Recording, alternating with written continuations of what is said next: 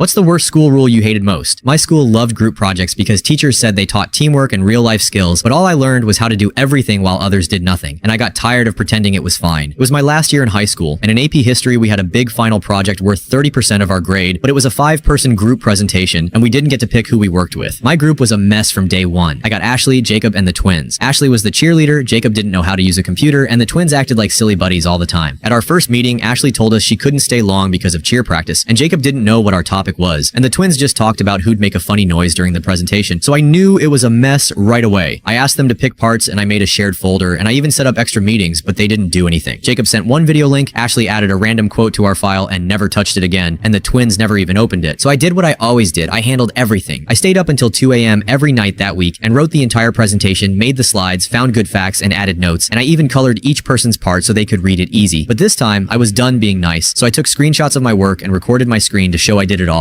and then I emailed our teacher, Mr. Callahan, with everything. I wrote that it was just in case our presentation didn't work out. He never responded, but I knew he saw it because I turned on red receipts, but it didn't end there. The night before we had to present, I made the final move. I opened the completed slides and selected every slide and deleted them, and then I saved it and put it on a flash drive. The next morning, I told my group not to worry about bringing anything because I had it all saved, and they actually thanked me. Class was full because it was presentation day, and we went second, so Mr. Callahan nodded for us to start, and I plugged in the drive and opened the file, but every slide was blank. My team panicked, so I looked at the screen and told them I might have saved over it by mistake. But Mr. Callahan raised an eyebrow and told us we could start, so we did. But it was awful because everyone tried to talk and said all the wrong words. It lasted 10 minutes and fell apart, and Mr. Callahan told us to sit down, and that was it. 2 hours later, he called me to his office, and I walked in nervous because I didn't know if he'd like it or punish me, but he looked at my email and asked me if I planned it. I said yes, but he asked me if they really did nothing, and I told him not a word. So he smiled a little and told me he'd hated group projects for years, but I gave him a reason to fix it. The next day in class, he told everyone that starting next semester, group presentations would be solo in his class because the old way didn't work, and the room got quiet. By the end of the week, 2 more teachers changed their rules, and word got around fast because Mr. Callahan sent my email to other teachers as a student idea. Other kids who always did the work came up to me too, and they thanked me for getting the group projects banned because they finally would stop covering for the lazy students.